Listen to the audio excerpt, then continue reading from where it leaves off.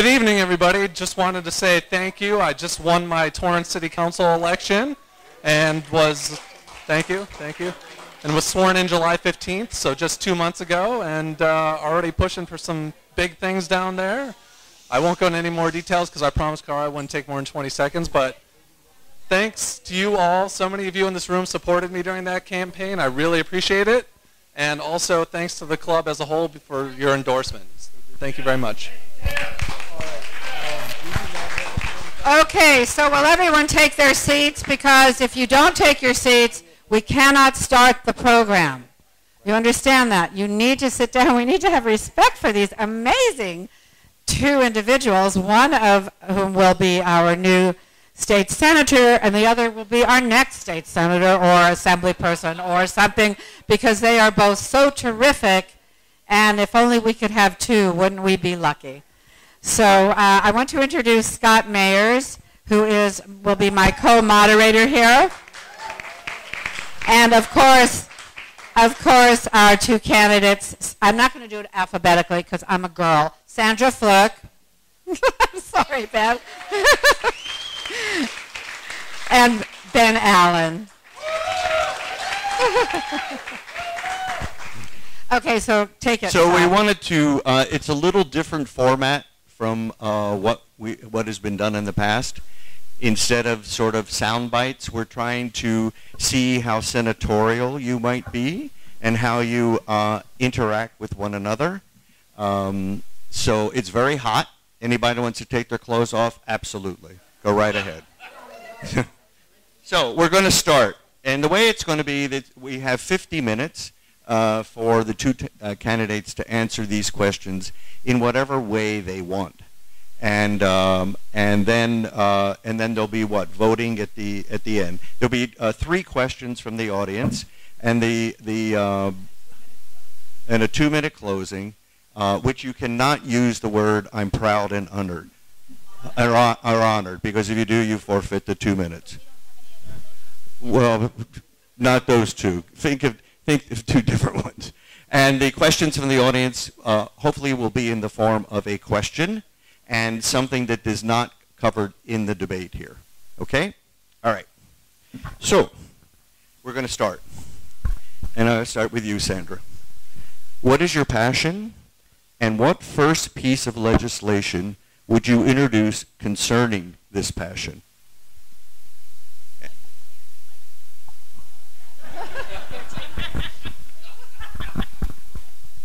Kelly. Oh, there we go.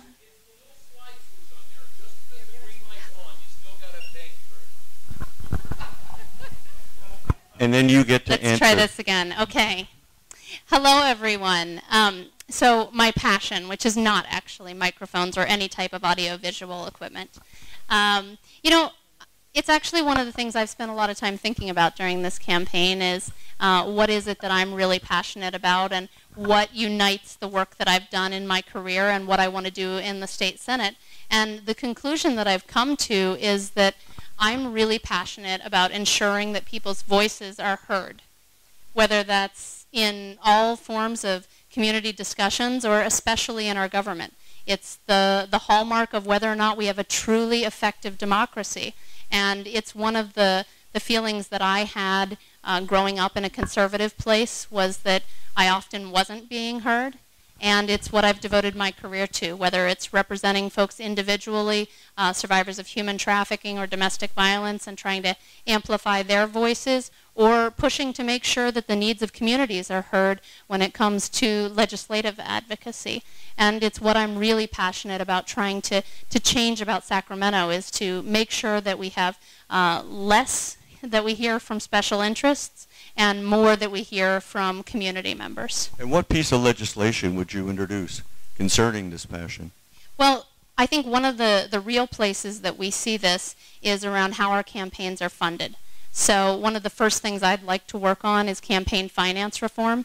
I think we hear a lot of, thank you. I think we hear often candidates talking about this, but I am really working hard to walk the walk on this in my campaign as well. So I've said publicly that I won't take funding that I believe is out of line with our community's values and with what's best for our community. And I want it to be really clear who I'm accountable to.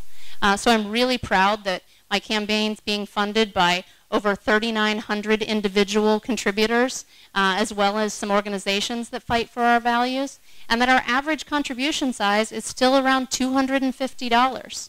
So what I'd like to introduce as legislation is two-part. Number one, increasing disclosure around campaign financing, but secondly, trying to put in place matching grants programs to give other candidates an incentive to fund their campaigns in the way that I am.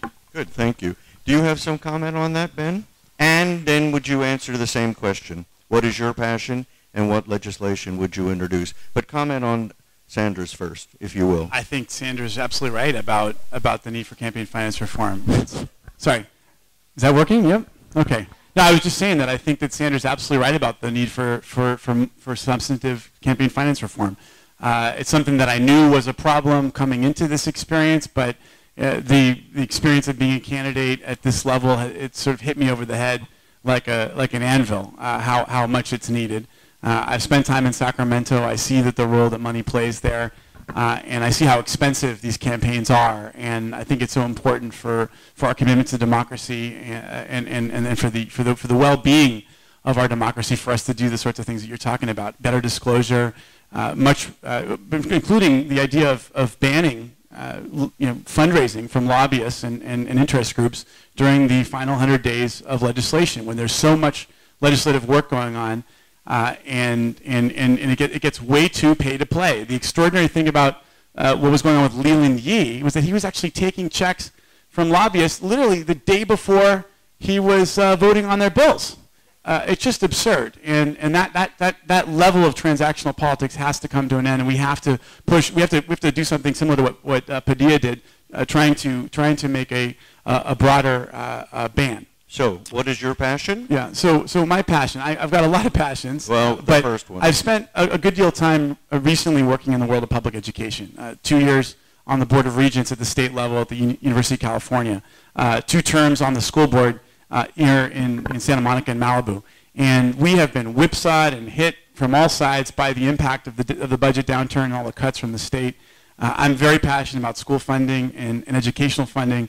One very doable thing we need to do, and what I want to work on within the first 2 years of getting elected, is getting Proposition 30 on the ballot, an extension of Prop 30 on the ballot for 2016. I think it's the right time to do it.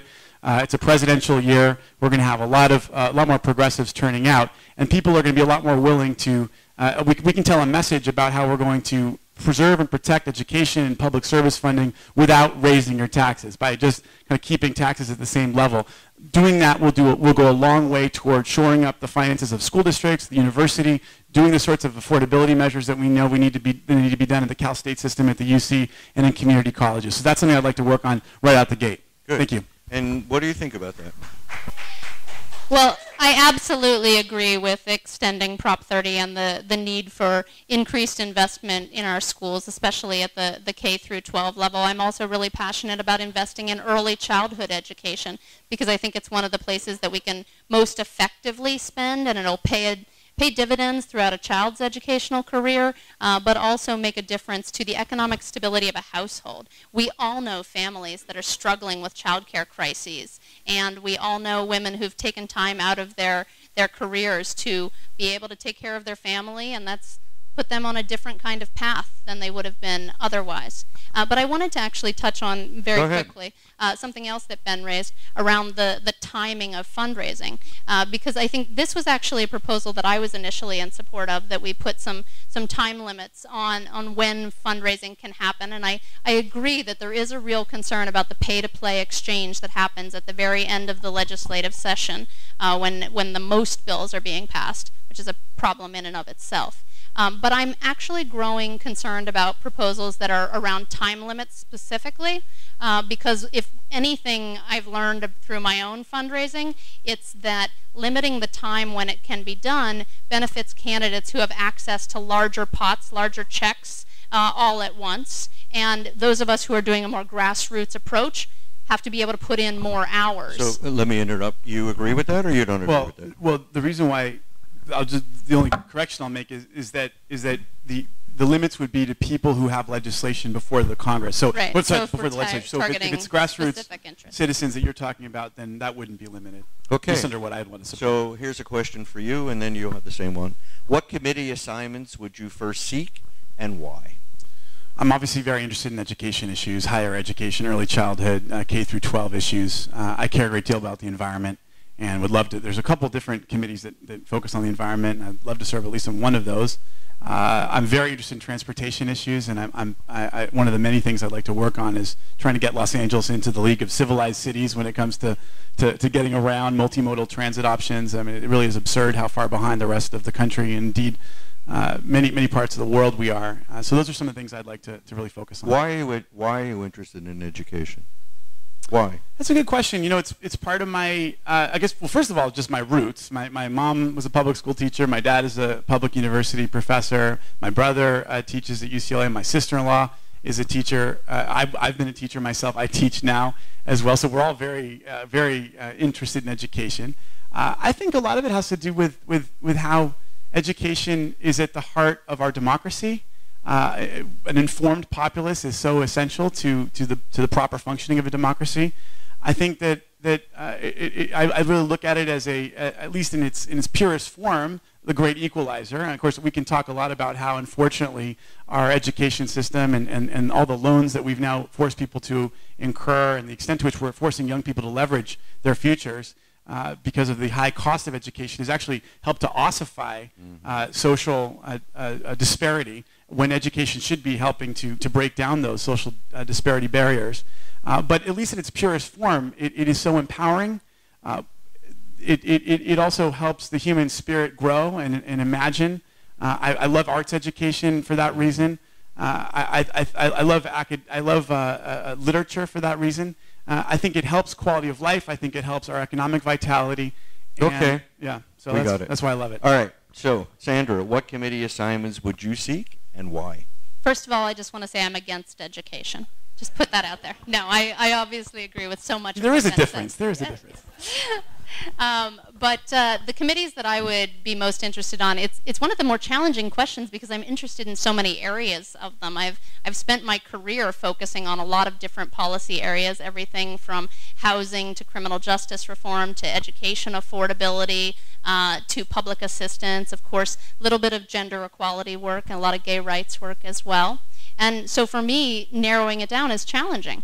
But I'm very interested in the Human Services Committee as well as transportation.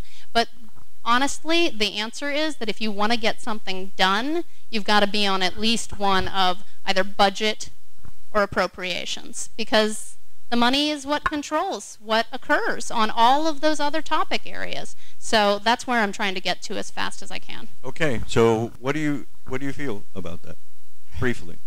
Well, I think Sandra's right that those are sort of the power committees, and part of the problem as a result is because that's where all the money goes and the money goes through. A lot of people want to get on those committees because they want to be able to raise a lot of money, and so a lot of people are going onto those committees for all the wrong reasons. Mm-hmm. And why do they want to raise money? Well, raising money it's the coin of the realm in terms of leadership and all sorts of other things. It brings power in Sacramento, and I think that's why a lot of people want to go into those committees. But it's important that someone get onto those committees who, for whom fundraising is not the primary goal. The one other committee I want to mention, by the way, is the Senate Rules Committee. A very interesting committee for a lot of different reasons, but one of the things it does is it approves a lot of the appointments to critical boards and commissions, including a board like the University of California's Board of Regents. And one of the things, a lot of these boards end up being sinecures. They end up being opportunities for governors to sort of reward a big donor or someone who may have supported them in the past. And it's really important for the Senate. The U.S. Senate, I think, takes its role much more seriously in vetting candidates and making sure that, sometimes improperly so, at least amongst the Republicans there. But I'd like to see the state Senate do more of that. I'd like to see more diversity on the Cal State board and the UC board. Good. Well, you know, you both just said that you were for disclosure. So will you refuse donations from organizations who just killed the disclosure bill? What do you think about this? Like labor, organized labor, who just effectively killed the Disclose Act? What do you think? I think it was a terrible mistake for labor to have taken that position. I understand I've talked to some folks. I understand why they did, but I think it was a real mistake. I think I'd like to see labor work hand in hand with progressives on that issue to make sure that that their concerns are met, but that at the end of the day, the issues of transparency should be tantamount. And I think actually, in the end of the day, labor has more to gain than some of their opponents if they really were to think about it from the big picture. But how do you feel about accepting the contributions? This is always really sticky. Here we're for disclosure, and yet, what do you think about that, Sandra? I think there's a big difference between accepting contributions or failing to denounce contributions of an organization or an individual that's stated purpose is something that you're opposed to and that is wrong for the community, versus having allies within communities like labor, that one of the most important roles for an elected official is to call them out and to say when you think they were on the wrong side of an issue and to remain independent of that influence. So I would not think that a position on one bill in that way is a reason why I would refuse to accept that money, but I'm very clear about what money I take and what position I have on absolutely every bill, including my strong support for the Disclose Act. Good. So, first you, and then Ben. Would you consider sponsoring statewide legislation that would increase the minimum wage, and why or why not?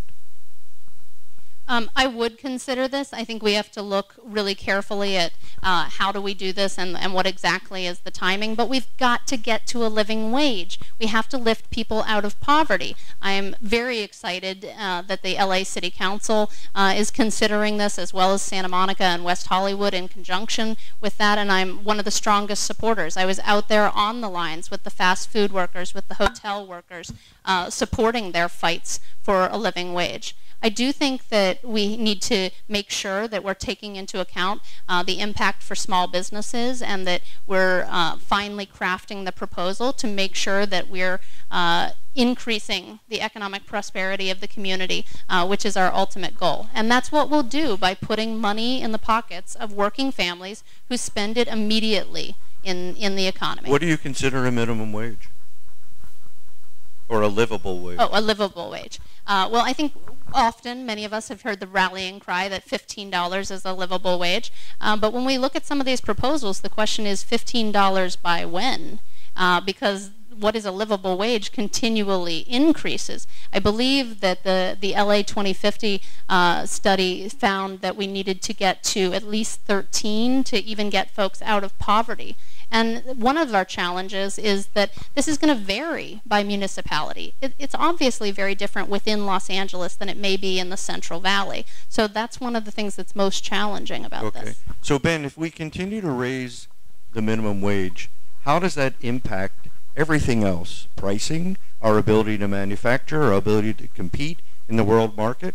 Can you comment on that?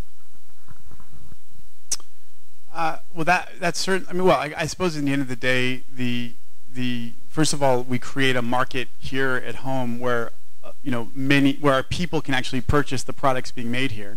One of the real dangers in other societies, I know places like Brazil, which has the worst Gini coefficient in the world, so some of the worst disparity, is that they don't even have they may industrialize and start producing all this great stuff, but the folks in their own country can't even afford to buy the products that are being produced, and so I think Sandra's right that we need to be careful. We need to talk to business, and we need to talk to small business and make sure that we're doing it in a way that keeps us competitive, that allows us to be able to sell overseas and around the country, but at the same time, I am concerned about the broad economic disparity problems at play, and that's why I'm supportive as well. So. Do you mind if I just add something? Yeah, go right ahead. I just wanted to add that I think one of the, as you pointed out, one of the challenges is, are there industries that if we went municipality by municipality might leave our borders, and manufacturing is one of the examples that's been given. But one thing we have to look to is what kind of jobs can we make sure we are boosting within our economy at the same time, especially the kinds of good paying jobs that are going to continue to grow our economy going forward. So this is one of the reasons I really want to focus on growth within Silicon Beach, as well as other types of tech sectors, and putting state funding into infrastructure projects like public transit that are going to create jobs while advancing our work on climate change as well. Okay. So, can I go? Yeah. Are you for keeping the Coastal Commission powers, or expanding it, or disbanding it? Or should we overhaul the Coastal Commission completely? You. Okay. I absolutely favor keeping the Coastal Commission. I would not want to see us disband the Coastal Commission. The Coastal Commission has played such an important role in preserving and protecting a lot of different things. First of all, being one of the last stands against overdevelopment along the coast. Also preserving and protecting public access to the coast. I think it's also, it's taken steps that have really helped our tourism industry in many respects. We have not turned our coastline into Miami Beach, and I think that's so important, both aesthetically, in terms of quality of life, in terms of a feeling of access, and I think it's actually helped us in terms of tourism. So I'm glad the Coastal Commission's there. I think it's played a really important role. You know, sometimes I work, you know, in a town that's covered by the Coastal Commission. In fact, both Santa Monica and Malibu, the two cities of my school district, are covered by the Coastal Commission, and sometimes it creates a little bit more paperwork. But I think in the end of the day, it's very worthwhile, and I'm very glad it's there. I think we've preserved and protected our coast and access to the coast. And Sandra? I certainly agree with preserving the Coastal Commission. I'm proud to be supported by a number of members currently and former members of the Coastal proud Commission. word. Oh, I thought that was only applied to the closing. No. Okay, I'm 2 points. joyed. Joyed. I'm joyed. I'm happy. This is a bit of an inside joke. We apologize. When you've been on the campaign trail this long, you have to find ways to amuse yourselves, folks. So I absolutely am in favor of maintaining the Coastal Commission. I do think that there is some room for improvement around our local coastal plans and how those are being adopted and implemented. We see that in some communities they're quite good and they're quite strong, and in other communities there's not the same amount of energy and thought being put in, and unfortunately those lines often fall along the same communities that have resources and have investment. And so I'd like to think about some of the ways that we might work regionally and in other ways strengthen local coastal plans for our entire coast. Yeah. Go ahead. Okay, well, all right, so moving on away from the coast, however, water related, what do you think about Governor Jerry Brown's $25 billion twin tunnel water diversion project? Are you for it or against it? And explain it. Explain what you feel. Sandra, go. I have deep concerns about the governor's plan on these tunnels. There's no doubt that we have a serious problem around water, but I'd like to see our investment going toward recycling, rainwater collection, and yes, getting even better than we already are at conservation. So I'm glad that we have a water bond on the ballot this November. It's not perfect, but it's important that we got there. I'm glad we're finally passing legislation to grapple with groundwater regulation and issues, but I have concerns about the governor's plan around the economic impact on some of the species and the environment in the delta itself, as well as where we would be placing the infrastructure to be able to get here. And I'd really like to see us, as Southern California, step forward and invest in the kinds of local solutions that we can to address our water issues, so that we stop being dependent on being able to bargain away things statewide to be able to address these issues. So if that were to become a ballot issue, would you vote for it or not? For the tunnels? Mm-hmm. The way the plan stands right now, I would not. Okay. And Ben? Not the way it stands now, no. Oh. No, I mean, I think the good thing about the water bond coming up is that I think there's $900 million that are devoted to groundwater and really trying to clean up the toxicity to help us kind of return to groundwater as an important source. It's going to do a lot here in LA, both in the basin and in the San Fernando Valley. And I think that's really where we ought to be putting our energy and efforts now. I think we could, let's start there and really see what we can do to clean up the groundwater system and return and make sure that we're taking advantage of the groundwater supplies that are here once we get them cleaned. That, you know, before we start trying to pay for very expensive and very environmentally problematic tunnel proposals like the one that the governor has proposed. Good. So, can I ask? Oh, yeah, the second half. Given the drought and the disparity of usage in California, would you consider legislation that would alter or change the pre-existing water rights in the Central Valley? Chinatown. We've been asked so much tougher, but thank you. No, I think we do. We do need to change the way we need to, or would you? Yes, because we have to. So, you know, we've got a lot of use it or lose it laws currently on the books, that many of which date back to the gold rush, which create all the wrong incentives when it comes to water usage.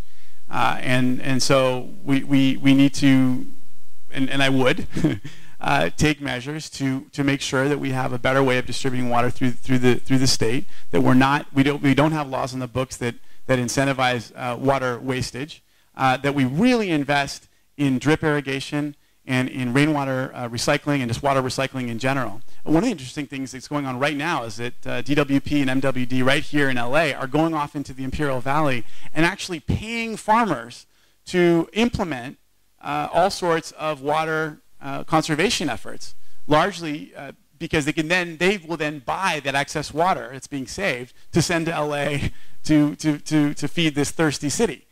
So we need those kinds of efforts on the state level. I am very hopeful that the water bond will help to jumpstart some of that and also help to fix a lot of the infrastructure, the creaky, leaking infrastructure, so that there'll be more efficiency to the way that water is distributed. But yes, we have to change some of those laws in terms of water rights. Yes, absolutely. We must, and I will. Excuse me. You know, there was a study recently that showed that we actually have granted far more water rights than we have resources to be able to fulfill. So on every given year, we're draining far too much from our groundwater, and redefining the rights and going back at this is one of the most important things we can do to solve that issue. Good. Can I divert for 1 second? So what we've heard is you both are identical. So, is there something that you know, and vice versa, that Ben is definitely against or wouldn't do, or vice versa, that he would do? And could you talk about it? A difference. One difference. Sure. At least. I believe we have a difference of opinion on CEQA, the California Environmental Quality Act. I'm opposed to legislative changes to CEQA, and my understanding is Ben is in favor of adopting some of those. Now, for me, it's not a question of do I ever feel that CEQA is used by someone who might have an agenda other than protecting our environment. I'm absolutely certain that it's used in that way. But I think that's actually one of the ways in which this type of civil enforcement legislation is designed. We know the environmental lobby does not have the resources to go after every project that's going to have a negative environmental impact. So one of the things that is important about the CEQA is that it allows other folks to bring these lawsuits to help to protect our environment as one of the positive side effects. Now, I think there are some times when it's important for a legislator to, or any type of elected official, public leader, to call out our allies, whether that's organized labor or any other types of groups, and say, you know, unite here. I'm not sure that's why you filed that CEQA suit, and I think you're actually wrong on the way you're using this legislation. But I don't want to make legislative changes. I would protect CEQA. And is there something that you know that you are for and she's against, or vice versa? Well, I don't exactly agree with the way she's characterized my stance on CEQA. That's okay. Okay. Give one of your own. Okay. It's different. All right. I think that, I mean, I would just say that. All right. Go ahead. Okay. Sorry. Okay. Well, see, all right. You know, look, for me, it's just all about abuses along the lines of what Sandra actually said. And if opening that can of worms means that there would be any degradation in the central impact of CEQA, which is intent of CEQA, which is environmental protection, I would never be in support of that. I think that the biggest difference between the two of us actually is I'll mention three things. Deep roots in the district. Okay, so I'm from here. I grew up here. A real strong experience both inside and outside of government. I've been and in the private sector. I've served as a legislative staffer on Capitol Hill, so I've seen the legislative process from that perspective. I've been 2 terms on the school board in Santa Monica, Malibu. I have made worked on balancing 7 different budgets. We weren't I've made going to do tough our votes. CVs here. And, okay, so worked at the state level too. But I guess what I'd say is that I think the big difference is there's a track record. I've actually cast tough votes. I've helped to push for it on the issue of environment. I've actually passed a major piece of legislation through the UC Board of Regents that I wrote, pushed through and voted for and got passed. That's what I think is the big difference between the two of us. Okay, so I'll do one more, and then you do. And what do you think about the fact that what he just said? Well, I'm just wondering which one of us misunderstood the question. Should I answer that? Perhaps it was me. I apologize. No, I don't mean that. I thought you wanted a policy distinction. I did. Oh, okay. Well, but I would say that a track record is connected to policy distinctions. Okay, next. All right, so let's do the one that's really a controversy. All right. Number 6. Number 6, Ben. Are you for or against the split roll for revising Prop 13, and why? If you're for revising it, what specifically would you do to amend or revise it? If not, you wouldn't do anything. Yeah. So yes, though I would want to make sure. Yes. Yes, I'd be in favor of a revision involving split roll. So the key thing is, how do we craft a legislative solution that will actually pass muster with voters? That's a huge issue, and that will actually bring in significant revenues. Because there's no use in going through the whole rigmarole if we end up making reforms that don't actually end up really changing the revenue aspect of the law. So those would be the 2 very pragmatic concerns that I would be looking at. Sandra? I think there's a number of areas of reform that we need to enact around Prop 13, which are absolutely essential to our ability to really make progress on a whole range of other priorities, because we know that this stranglehold on the state's resources and our lack of ability to be flexible in how we allocate them is one of the real challenges that has held us back on everything from public education to social services. So yes, I'm in favor of implementing split roll. I think we have to do this carefully and very specifically because there are some small businesses that have these very long-range 30-year leases that we need to take a look at how that's going to impact them. We also need to think about specifically which types of corporations we're covering and in what ways. Because as any of you who are an owner of a small business or an attorney know, corporations can be anything from 2 people to Walmart, right? So there's a big difference between the impact that we probably intend in those 2 different cases, and that's what I want to make sure that we're being careful about. So you both agree on that also?